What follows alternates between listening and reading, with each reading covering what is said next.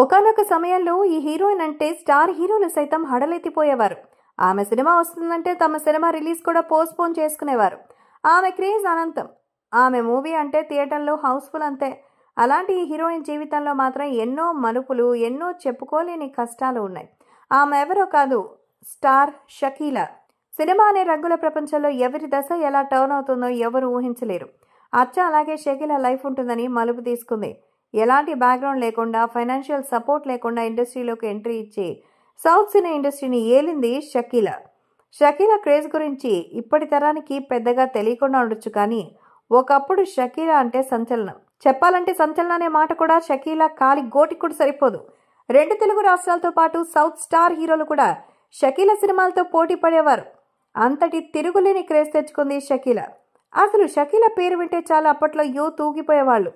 తెలుగులో తొట్టి గ్యాంగు, జయం, నిజం, దొంగోడిలా వరుసగా 25 సినిమాల వరకు నటించారు షకీలా.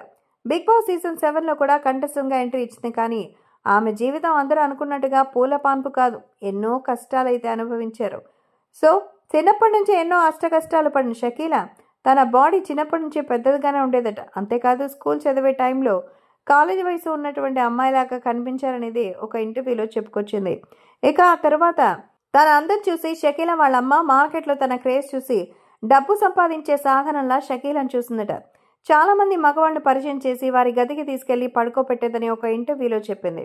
ఆ పనులకి తను ఒప్పుకునేది కాదనడంతో వాళ్ళమ్మ తీవ్రంగా కొట్టేదట. దాంతో వేరే మార్గం లేక ఆమె చెప్పినట్టు చేసేవారట.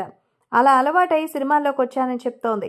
అంతేకాకుండా సినిమాలో కూడా తన శరీరాన్ని చూసేవారు, కానీ తన నటనని ఎవరు చూడలేదని ఎమోషనల్ అవుతోంది.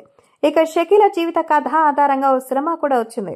షకీలా పేరుతో వచ్చిన ఈ సినిమాలో రిచా చద్దా హీరోయిన్ గా చేసింది. ఇంద్రజిత్ లంకేష్ డైరెక్ట్ చేసిన ఈ సినిమా ప్రస్తుతం ఓటీటీలో అందుబాటులో ఉంది. ప్రస్తుతం అమెజాన్ ప్రైమ్ లో స్ట్రీమ్ అవుతోంది.